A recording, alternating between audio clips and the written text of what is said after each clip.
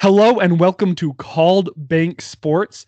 Today we are going to get into the discussion who, if any, players on the Jazz team would be able to win the MVP. So they've started off as of the recording. We are 21-5, which is absolutely insane. It is the best franchise start in history for the Utah Jazz. So super excited. We just hit 400 subscribers this morning. Please hit that like button, subscribe. We're on path to hopefully hit 500 subscribers by the end of February. So please help us get there. That would be awesome. So when it comes to the MVP award, to be straightforward, the only Jazz player who fits the archetype of the MVP as that when looking at the award is Donovan Mitchell. He's the one who fits it the closest. But there are some other great discussions to be had about the Jazz players and who they and why they could be the most valuable player on the team, even if they couldn't win that award in the NBA. So Dale, what's your thought on Donovan Mitchell and the possibility of him winning the MVP this year? I think it's a long shot, but obviously, like when your team is doing good, the best player on that team is as far, and we're going to talk about who is the most valuable. We'll get into that, but if you ask anyone, like Donovan Mitchell's the first name to come to mind. So obviously, if the Jazz continue doing good, he will get a boost. He'll probably get some votes. What I'm seeing though is, and the reason why I'm thinking it's unlikely is because how the Jazz play, they don't need 25 points plus a game from Donovan Mitchell every single night. There's some games that they do, and he brings it, but so I think he's just going to have off games as far as stat-wise, and so I think that's really what's going to hold him back from winning an MVP as far as this season. Like last night against the Milwaukee Bucks, he shot 30% from the field, 1 of 9 from 3, but was still able to get 25 points up or 25 or 26 points up without hurting the team, and was able to dish out 8 assists. So Donovan, one of the reasons it would be really hard for him to win the MVP is because he's so selfless and willing to not get his so that the Jazz can win on any given night. And you have other players where the system is literally just designed around them getting theirs. And so when the Utah Jazz are set up in a way where the goal is to shoot and make threes, and it doesn't matter if it's Donovan shooting it or Royce O'Neal or Ingles or Conley or Clarkson or Niang. I mean, that's just not a team that's set up to win an MVP. So I really think that the only way that he'd be in the discussion and like actually have a chance is if the Jazz went and won like 60 games this year. Because if they were, I mean, a 60 game season is insane when you play 82 games. And when currently the Jazz are on pace to play 71 if the Wizards game doesn't get rescheduled, if you win 60 games this year, that would be absolutely bonkers. That would be up there as one of the best seasons in NBA history, in my opinion. Yeah, if that happened in that stretch from, what was it there? They're like, it was a 4-4 start. Yeah. If you exclude that stretch from here to the end, that would be probably a better win percentage than any stretch for like the Jordan Bulls during their 72 win season. And yeah, that'd be insane. So, I mean, we don't want to get down on the Jazz. That's not the reason for this episode. And one reason why it would be hard for Donovan, and Dale and I were talking a bit about this before we started recording, is Donovan plays at a superstar level, in my opinion, but Donovan is not a superstar. And what I mean by that is I do think a superstar has to transcend the game of basketball. Because if I ask my older sister, who really isn't that into sports, who LeBron James is, she'd at least like recognize the name. And she does recognize Donovan Mitchell because we're from Utah. But you're not going to get that casual fan or casual, not even close to a fan, to know who Donovan Mitchell is like you are other players who have recently won the MVP. Like Giannis is getting to be a household name. Westbrook, as much as I don't think he deserves it, is much closer to that level than Donovan Mitchell. James Harden, same. Kevin Durant, LeBron James, Derrick Rose at the time. Obviously, he's fallen off the face of the earth due to his injuries. Kobe Bryant. And I feel like you have to go back all the way to 06-07 for to get some superstars, some players who played at a superstar level but weren't superstars, in Dirk Nowitzki in 06-07. And then this is not the nicest thing to play about Steve Nash, who is arguably the second best point guard in NBA history. Who, and even in his back-to-back MVP seasons, where I don't really think he's ever been a superstar, but he's definitely played at that level. Yeah, and that makes sense because there's two ways, like how you're defining superstar. I guess there's two ways to define it. Basketball fans like to define superstar as far as skill, level of play, and so that's why a lot of Jazz fans like to consider Donovan Mitchell a superstar because he's playing like one. But how you're defining it is really, it's like superstar is just popularity, and it's if they have a brand or their name means something beyond basketball fans. That's 100% true because no one on the Jazz has that level of popularity. My wife, she's a Warriors fan, and then we'll watch a Jazz game and she doesn't know any of the players just because they're not that popular in the general public. And I mean, the MVP is a popularity contest. It's a popularity and a story contest because Giannis is an amazing story. I mean, going from selling trinkets on the streets in Greece to getting the third or fourth Supermax extension in NBA history, and when he's just absolutely amazing. And Steph Curry just completely revolutionized basketball and is going to really impact I don't think we've seen his impact yet. I think Trae Young, we're going to look at the league in 6-7 years, and Trae Young's going to be considered an average 3-point shooter. And well, also even look at the Jazz right now. We would not be shooting as many threes if it weren't for Steph Curry. If he never happened, then we'd have a completely different, more traditional basketball team. Yeah. And that gets us to the second leg of our MVP discussion, which is more the most valuable coach, which is Quin Snyder. Since the story that I've heard, and this is from David Locke, voice of the Jazz, is that after the Jazz OKC game was canceled, and then all of a sudden the whole NBA season was postponed, that Quin Snyder went to the drawing board and looked at what was the best way to play basketball. And he came up with the goal of trying to shoot about 40% of your shots as threes, which if you go look at the bubble, the Jazz definitely took an increased volume of 3-pointers. And it's been crazy to see what the Jazz have been able to do as they try to get their volume up.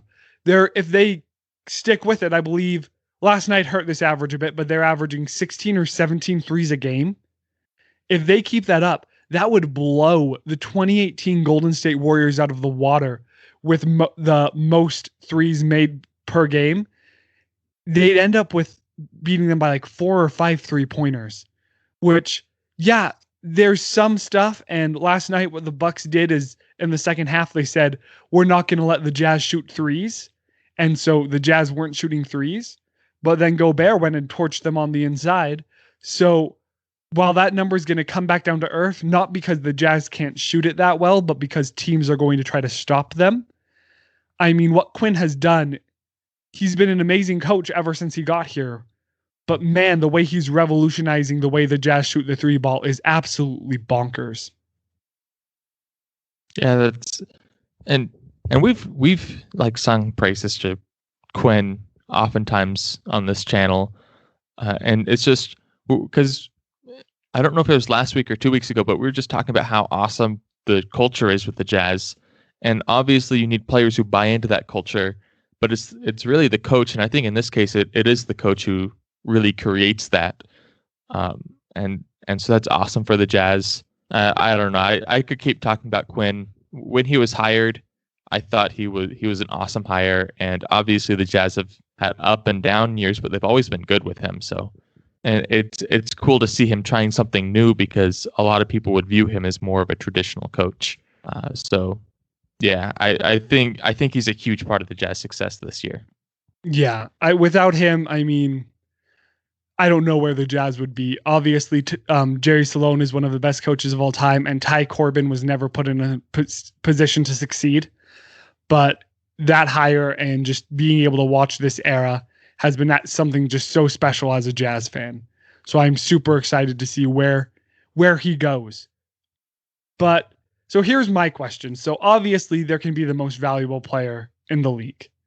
And then there's the most valuable player on a team. And I do think it's funny how sometimes when you look at it, it's not the same. Like you can have the most valuable player in the league, and then the most valuable player on the team is not the one who just won the MVP. So I have my take on this, and I haven't asked you this question yet, Dale. But what Jazz player would you be most worried to see go out for 12 games? Rudy Gobert. And I think that sounds kind of funny because beforehand we were talking about how like if he only wants a supermax, the Jazz should trade him. But and I think that I was not saying that, but continue. Yeah. Well, maybe I kind of went there. Yeah, we said like we'd rather like because we kind of said we don't want him to sign the supermax, and I think we both kind of agreed we wish he signed for a little less. But after analyzing it, we realized okay, this is a good deal for the Jazz. And after watching him play, he is the anchor of everything they do. Obviously, a lot of his stuff isn't showing on the box score, but because he's there, it allows the Jazz to do everything else. So if he's gone, like at least we have Derek Favors, which is something. But I can't see the Jazz are probably going to like if he's gone and they're playing tough games, they're going like 500 is like the best I could see them winning at that point. Yeah. And this is nothing against Derek Favors.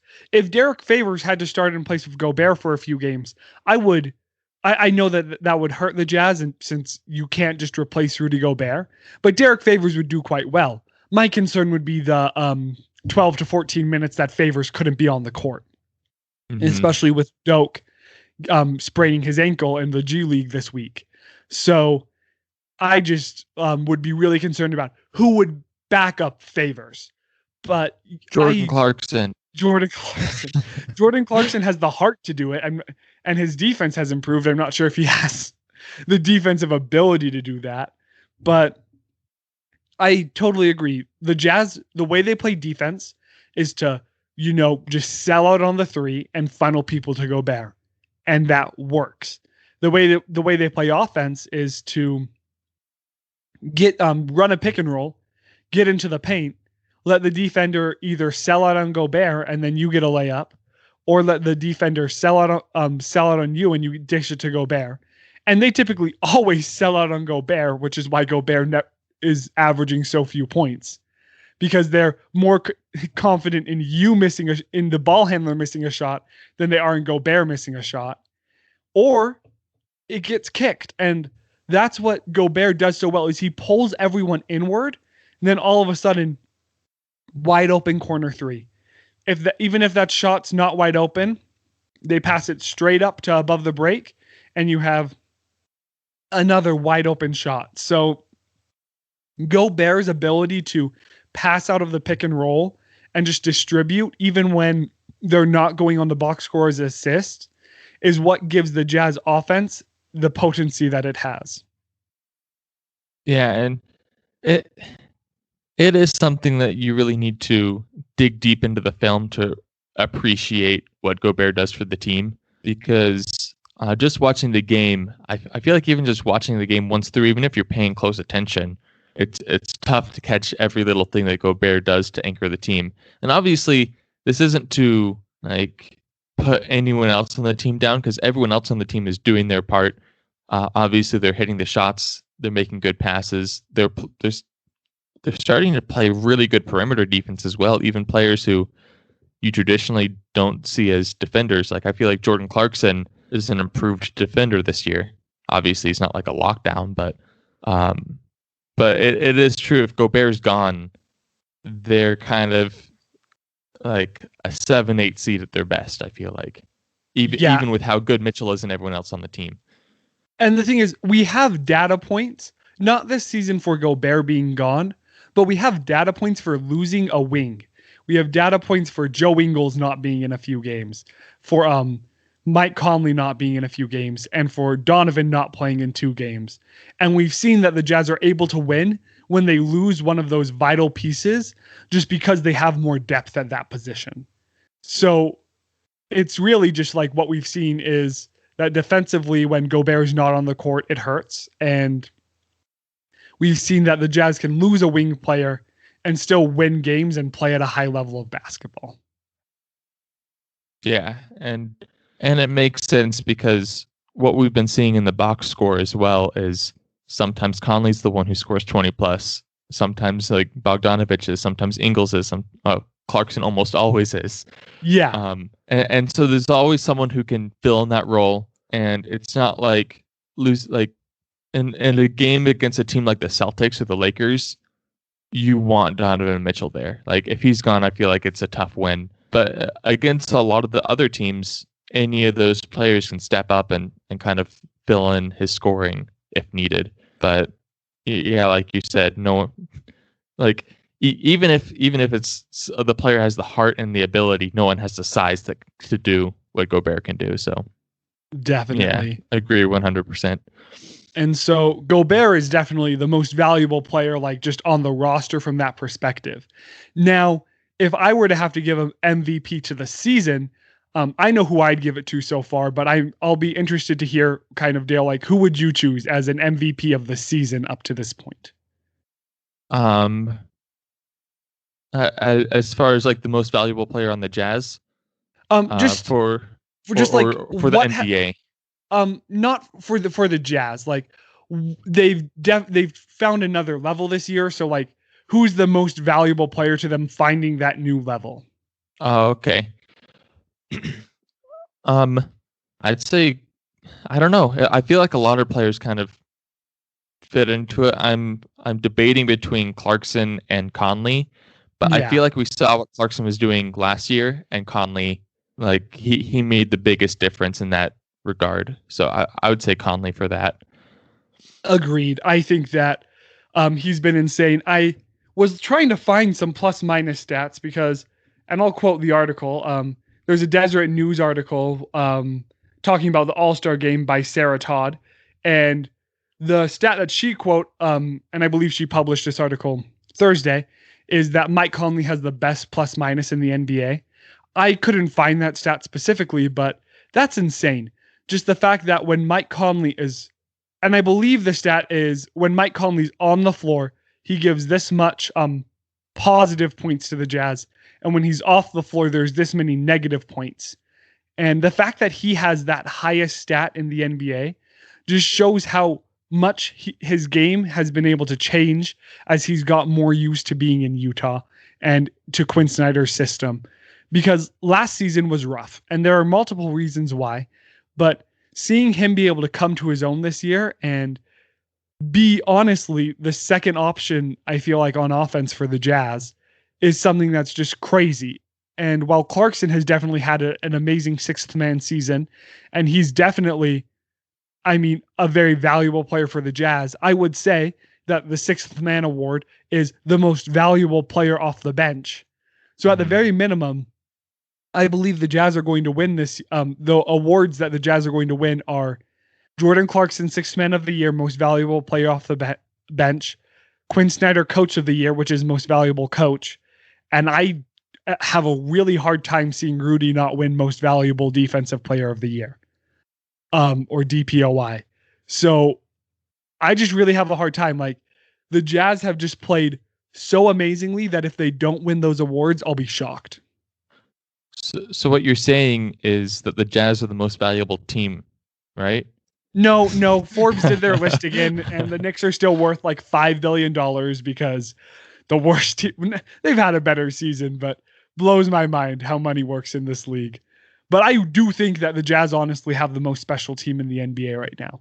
And playoff time is going to be big because what teams that aren't putting their heart and soul into their games right now are going to be able to come out and just light it up in ways that they haven't done up to this point in the season. is always an interesting question, but the Jazz are definitely showing me that they're going to be able to play. And as long as they don't fall into somehow like get into a weird matchup where you have like the Lakers fall to the 4 seed, I see them making the Western Conference Finals guaranteed right now. I'd put my money down on that. And well, with that, like, so last week we really dug into why we think the Jazz are contenders. We addressed a lot of the concerns that people had, and I feel like the Jazz have been proving us right so far with that video, which is awesome. But we've still been getting a lot of questions about the Lakers game. What do we think about the Lakers game? How do the Jazz match up with the Lakers? And so the Jazz don't play the Lakers until the 24th, which is like a week and a half away. Yeah. But I'm curious, like, I kind of want to dig a little deeper into that Lakers game. I'm not sure. I don't think any of us have done like extensive research on it, but the more I've been watching the Jazz, the more I'm thinking that the Jazz match up well with the Lakers and they can beat them. But I'm curious, like, what are your thoughts in that regard? And like, what do you think some key factors would be in that game? Rudy Gobert on Anthony Davis and Royce O'Neal on LeBron James. I believe that the Jazz, that those two defensive players are capable of slowing them down enough that as long as the Jazz don't have an atrocious night on the offensive end, that they'll be able to win. Davis has definitely moved more into a center role on the Lakers, and he's not playing outside as much. I'll be interested to see if they switch that up to try to quote unquote expose Rudy Gobert on the perimeter. I don't think that's as much of a thing as people think it is. And if you watch him play, yes, it's really easy to watch the highlights of the other team against Rudy Gobert having some issues on the perimeter. But there are some lowlights on the perimeter. Just when Rudy Gobert's closing out at you, I mean, even if he's 10 feet away, you have to get that shot up at a higher angle. So he does play pretty well on the perimeter, and he plays better than, who would I rather have guarding someone on the perimeter, Steph Curry or Rudy Gobert? I'd rather have Rudy Gobert out there. So I'll be interested to see. It's going to be a big game for the Jazz, and I think they're going to play the best possible Lakers team. I don't think you're going to get the Lakers team who's trying to sleepwalk against Detroit and winning it in double overtime or however many overtime times it was. Yeah, and I think that's a good point. Like, the Lakers do have Marc Gasol, but he's not going to see a large volume of shots, even against the Jazz. If he did, that may be a difference maker. But also with Anthony Davis, like, he's the 30% 3-point shooter this year. And so, like, he can hit them. And like in the playoffs, we saw him hit that buzzer, or I don't know if it's the bubble or the playoffs, but sometime in the bubble, he hit that buzzer beater from 3, which was like an awesome shot. But at the same time, I feel like if that's the Lakers strategy coming in, to put Anthony Davis in the corner and force Gobert to kind of move outside of the paint, if I was the Jazz, I would just have Gobert play off of them. And if they're relying on Anthony Davis to hit threes in that case, then if he hits them, then that's how the Jazz lose. Oh well, but statistically, the Jazz would win in that case. Yeah. I mean, you could put someone like Joe or Bojan on him, and that's enough. And they have enough size. I believe they're both listed at 6'8" to be able to at least bother him in the corner. So I'll be super interested to see. And the Jazz aren't adverse to trying to put a really small guy on a larger player. I believe they were trying to guard Jokic with Bojan, which I don't think we'll ever see again after the Nuggets had that historic shooting night. But that's just crazy to me. Like, we look at the schedule, and we know that we're playing the Clippers twice this upcoming week, and that's going to be hard, and we might drop one. I think we'll beat the Heat tonight. So come watch that post game with me tonight after the game. But I just really have a hard time seeing the Jazz going into the break, not the 2 or 3 seed, like worst case scenario. And depending on how the Lakers play, they could still be, I think they're half a game ahead of the Lakers. So they could still be ahead of the Lakers going into the break, which would just be mind boggling to me.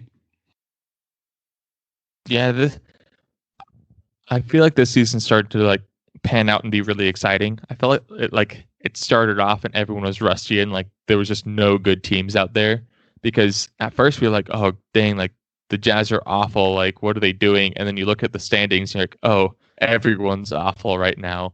But now you're seeing some teams that are like really coming out and playing awesome, and it's awesome to see that the Jazz are like the front runners of them. So if you had told me after the loss to the New York Knicks that when the Jazz were 4-4 that they would be 21-5, I don't think I could have believed you. Like, yeah, they haven't played. It hasn't been a gauntlet like these next few games are, but they've beat the Bucks twice and they've beat the Clippers once, and they've had to play teams who are giving them their best shot. So I'm excited. I'm excited to see where the Jazz go, and thank you so much for watching today, guys. In the comments below, let us know who your most valuable player on the Jazz is. Just give us your best argument, and also let us know why you're excited for the Lakers game. So thank you so much, and go Jazz!